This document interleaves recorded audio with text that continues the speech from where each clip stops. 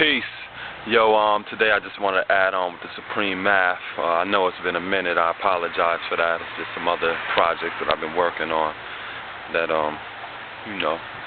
had my attention. But, first of all, I want to spend some time with the concept of God. The first thing that needs to be realized is that God as an idea and as a concept was first pondered by the original or the indigenous people of this planet. You know what I'm saying? The original people.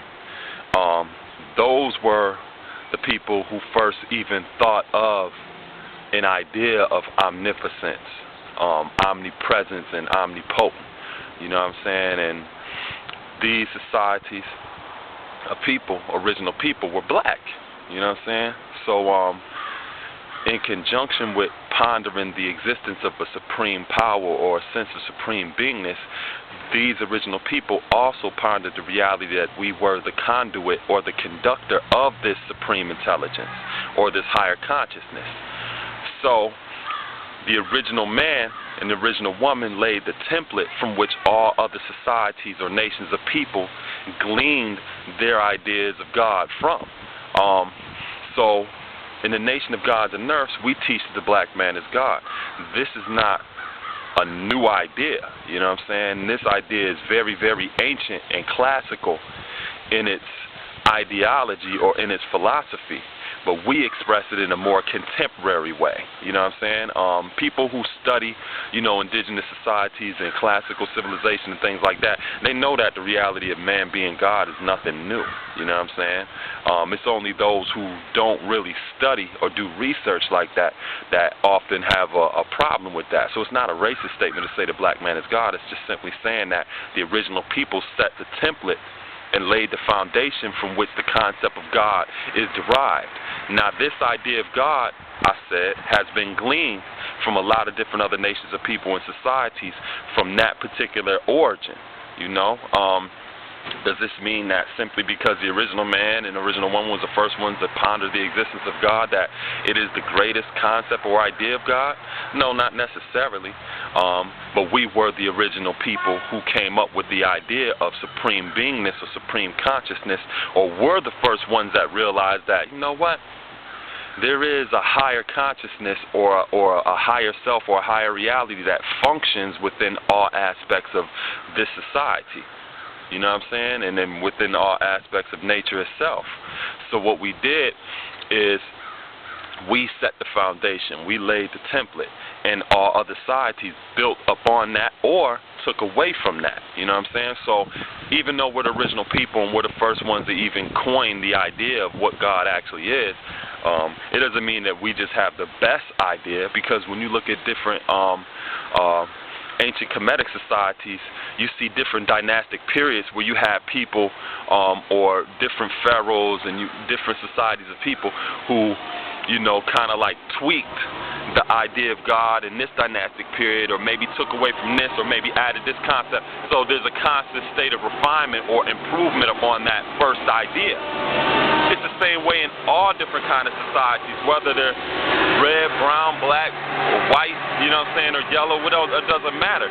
You have more contemporary societies that have also found a way to articulate the reality of supreme beingness in a way that we may not have done it back then.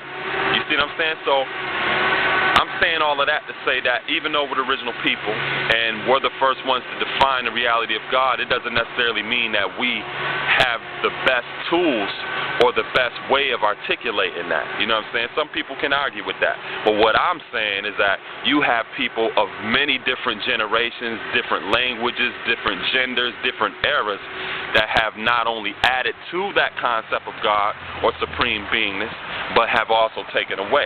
Just like the original people, some of our people in that time have also taken away from that. You know what I'm saying?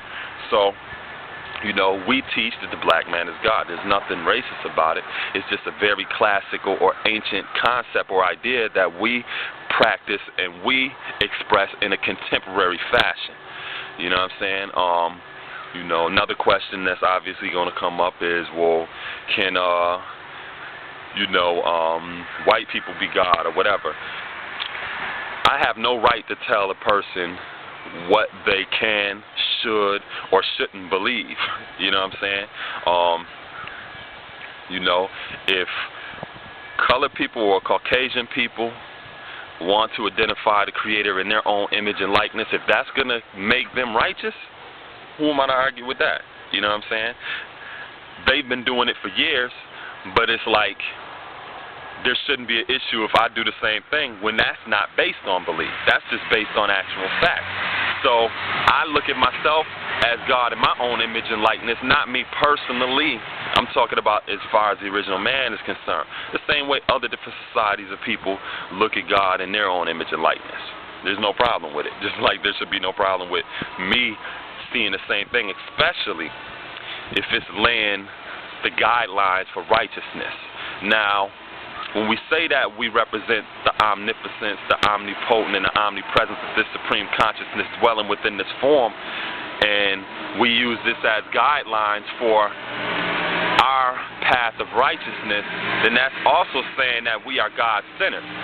So to say that the black man is God is also saying that we live our lives with a sense of God-centeredness. You know, it's just kind of no different than a Christian saying, well, what would Jesus do? Or would Jesus saying, I am the Father, I one? It's just the exact same philosophical concept, but all I'm saying is we're God-centered. We live our lives according to the mentality of, okay, what would be the most divine or the most supreme way to express ourselves in this given situation? What is the most supreme or divine or most righteous way to express ourselves to this person? You know, this, that, and the third. What is the most divine and supreme way in which we can deal with our dietary laws and things like that? Now, each and every time we engage ourselves in different people activities, it doesn't mean that we're always going to do things perfect. We strive for that perfection because perfection lies at the root of the essence in what we actually are. Taking it all the way back to the principalities and the values and the understanding and the culture and the power and the equality. You know, God is just the culmination of all of that. Therefore, God, or the number 7, represents completion. And it rises above equality because equality represents those dualities or those two sides of the same coin.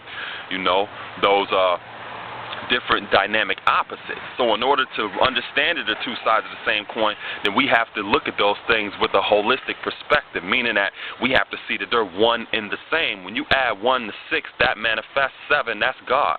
So we have a bird's eye view of this duality or these dynamic opposites, meaning that we rise above them.